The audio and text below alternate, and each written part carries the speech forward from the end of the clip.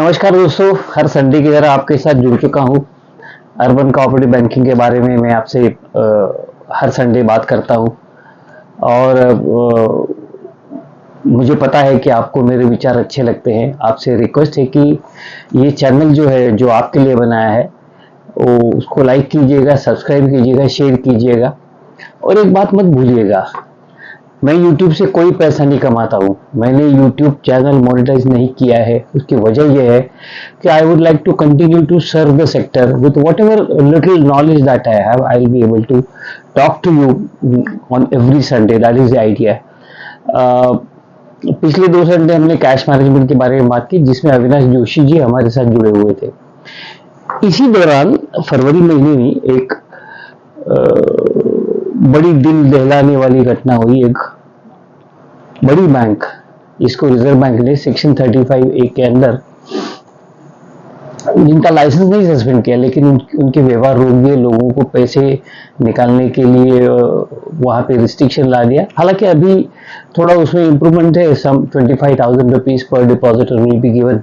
98% of the depositors are safe और वैसे डरने की कोई बात नहीं है। लेकिन हम अर्बन कोऑपरेटिव बैंक्स, जब से पीएमसी की घटना हुई है तब से हमेशा प्रेशर में रहते हैं, हमेशा टेंशन में रहते हैं। गलत कोई और काम करता है और उसकी सजा हमें भुगतनी पड़ती है। हर बार ये चीज होती रहती है और इसी वजह से ये जो इवेंट है, न्यू इंडिया कोऑपरेटिव बैंक का जो इवेंट है, इसके बारे में बात नहीं करूंगा। जो हुआ है उसके बारे में आपके सामने बहुत सारी न्यूज आइटम्स है। कम से कम 50 यूट्यूबर्स ने इसके ऊपर बात की है और मुझे जो कंक्लूजन कई बार दिखता है कि जो नेगेटिव प्रेस रिपोर्टर्स है वो हमेशा ये कहते रहते हैं कि यार ये अर्बन कोऑपरेटिव बैंकिंग में पैसा रखना सही नहीं है। वो तो उस तरफ की जो बातें हो गई है वो होती रहेंगी। हमारे ऊपर प्रेस की नजर ज्यादा कड़ी होगी, तेज होगी।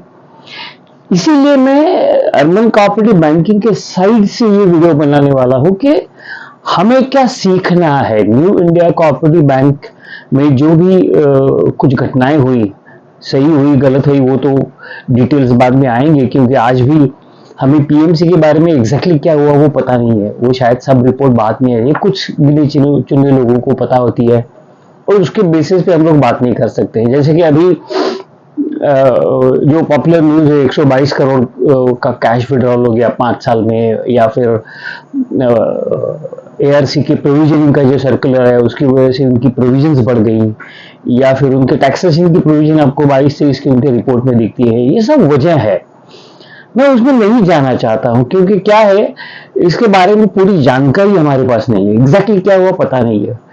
that the investigating authorities will investigate and let us know। लेकिन हमारे लिए न्यू इंडिया कोऑपरेटिव बैंक में जो हुआ और जो पता चला है, मोटा मोटा reasonable understanding of what has happened in new India cooperative bank, वो पता चला है। उसके हिसाब से मुझे लगता है कि हम सब अर्बन कोऑपरेटिव बैंक्स को कुछ चीजों पे ध्यान देना जरूरी है और यही हमारी सीख है। हम बहुत बुरे तरीके से सीख रहे हैं, इसलिए मैं वो न्यू इंडिया कोऑपरेटिव बैंक की घटना को दूर रखता हूं। लेकिन हमें कुछ चीजें किस तरह से ध्यान में रखनी है, इसके ऊपर मैं आपका ध्यानाकर्षण करूंगा। I would like to pay attention to couple of things which you all must know. And what are those things?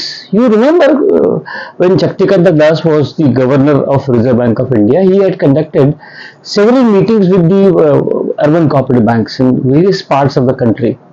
मुझे 3-4 मीटिंग तो मुझे खुद को मालूम है और उस मीटिंग में उन्होंने 2 चीजों पे ध्यान देने के लिए आपको कहा है। एक है आपका कॉर्पोरेट गवर्नेंस और दूसरा है risk management.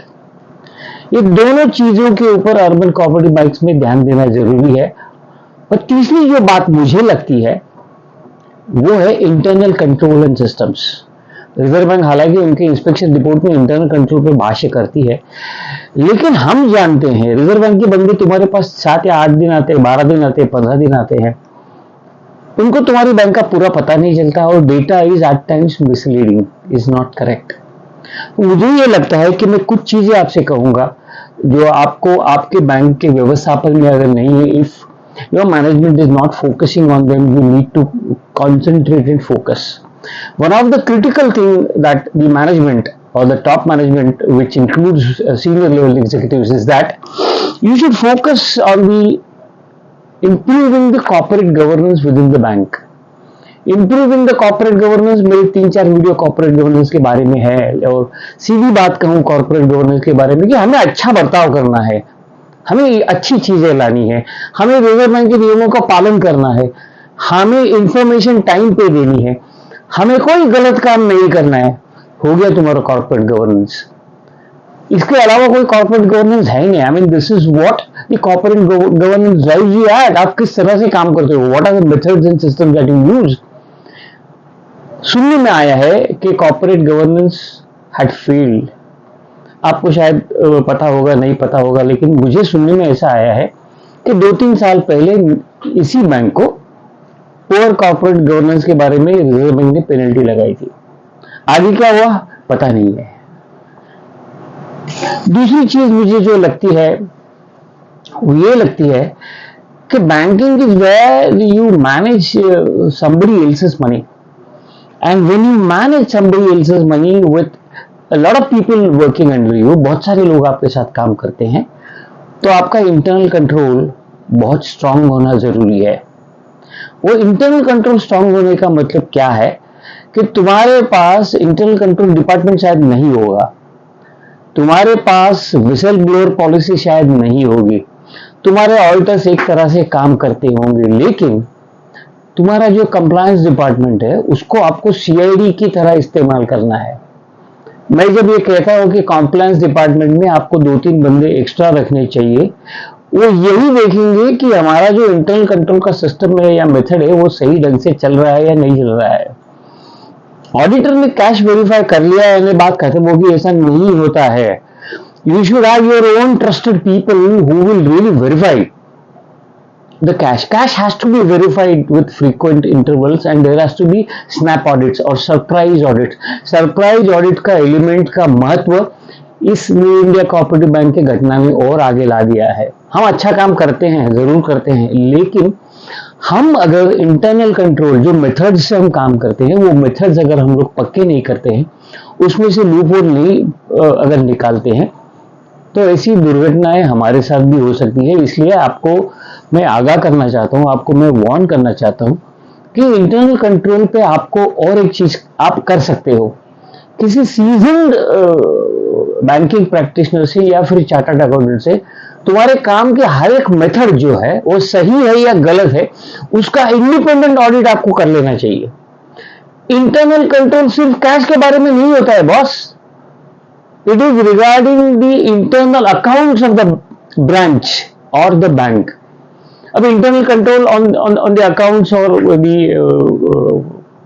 Dummy accounts which normally bank maintains, उसको किस तरह से ठीक करना है इसके बारे में मैं अलग से वीडियो करूंगा, जिसमें धनंजय गोखले हमारे साथ ज्वाइन होने वाले हैं कि how you have to have the internal control as well as the inter account और द सस्पेंस अकाउंट और द सर्टिफिकेटर्स अकाउंट, उसका कंट्रोल आपको किस तरह से रखना है।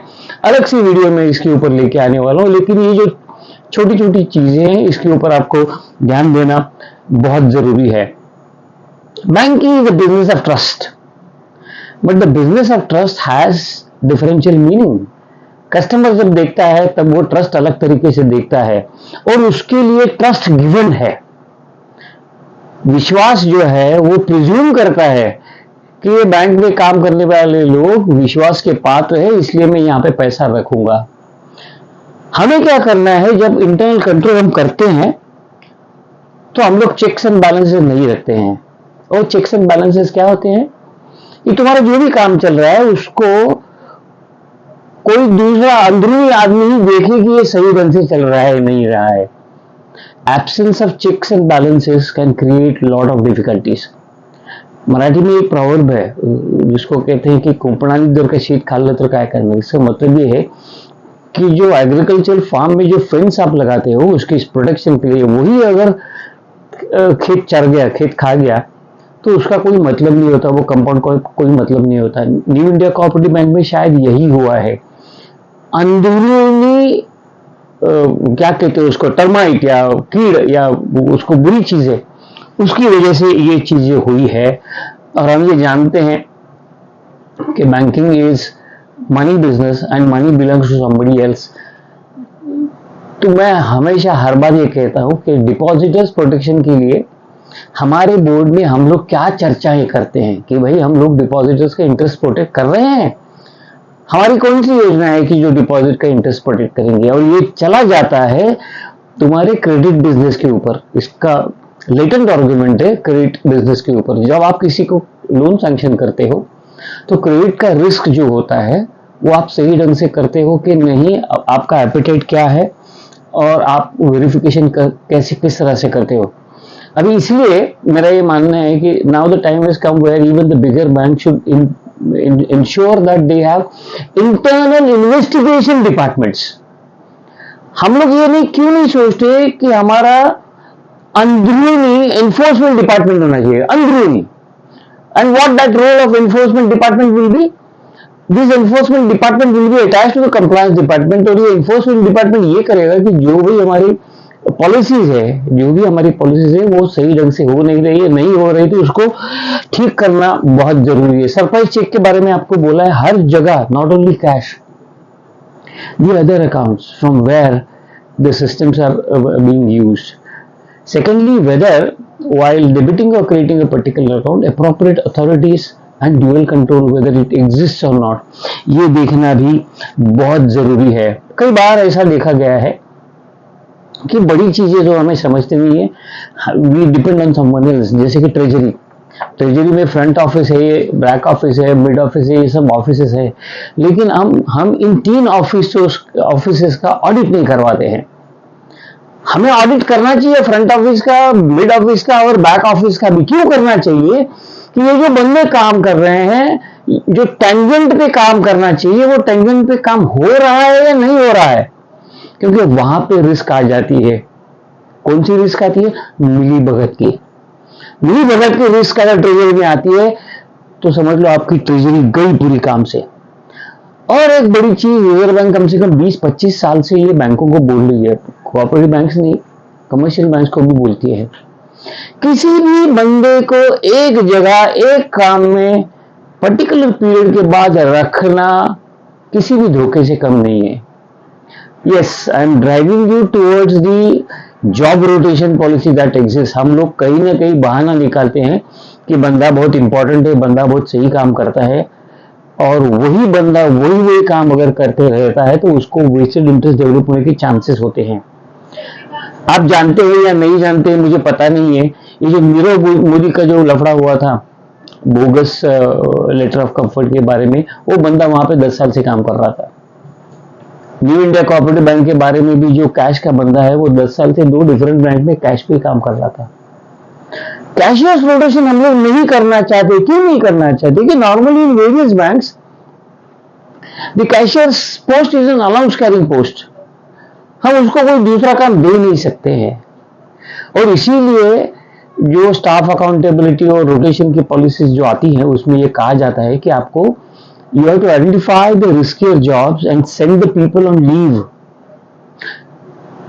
and then see whether his drawer is correct or not।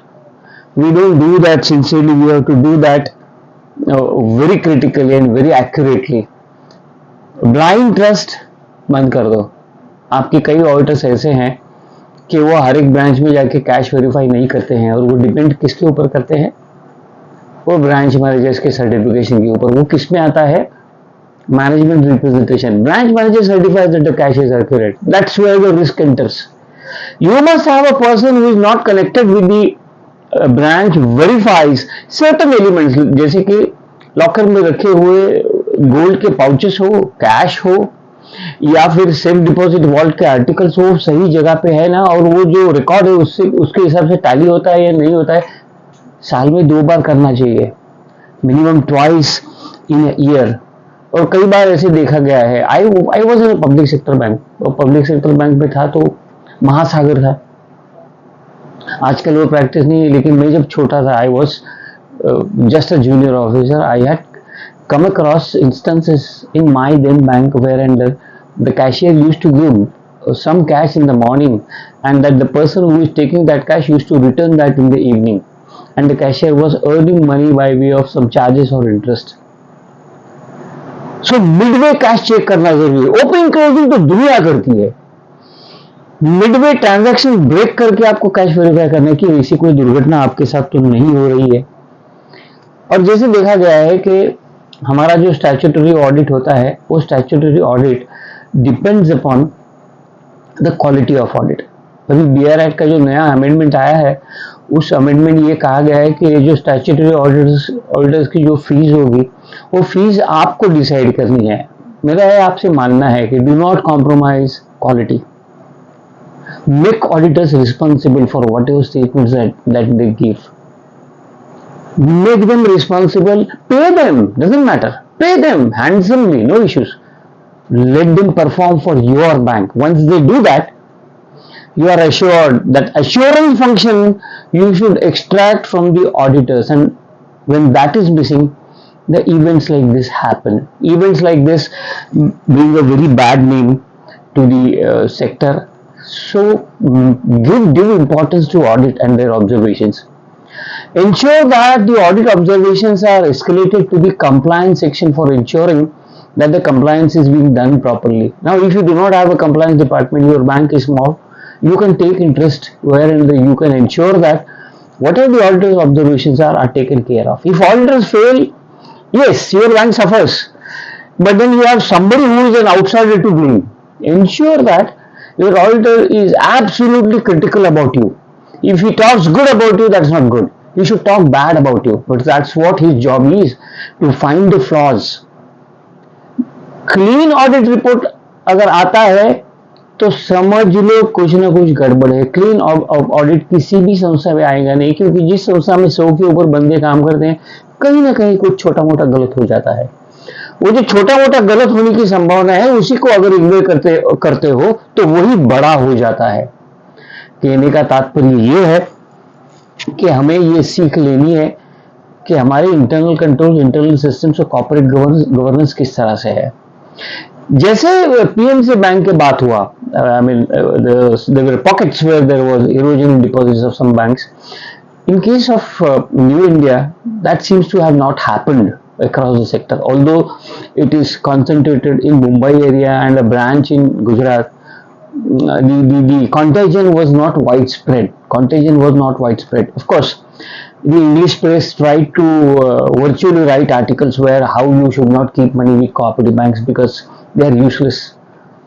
बहुत बुरा भला सभी बैंकों के बारे में कहा गया, और इसके ऊपर हुआ क्या? Central government had to take note of it.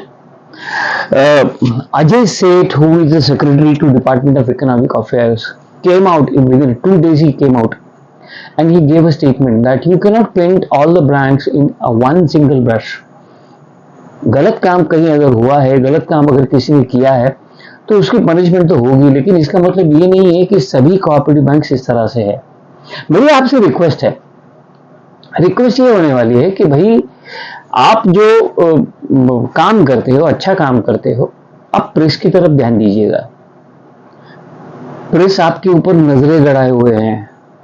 बीच में एक रिपोर्ट भी आया था, कुछ अच्छे बैंकों का नाम भी ले लिया था उस प्रेस रिपोर्ट पे कि ये bank on the list of falling और having some problems. I am not quoting the name of the bank, but the bank came out with the statement that nothing of this kind is happening.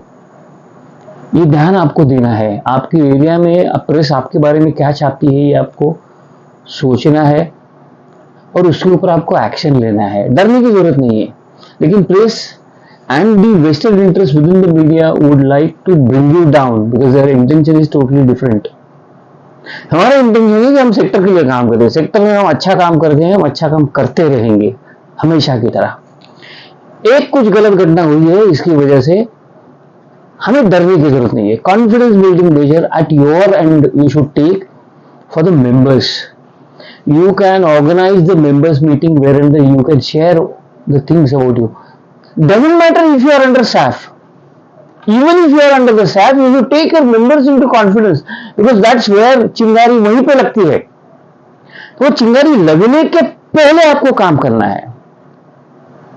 Conduct a meeting of your depositors.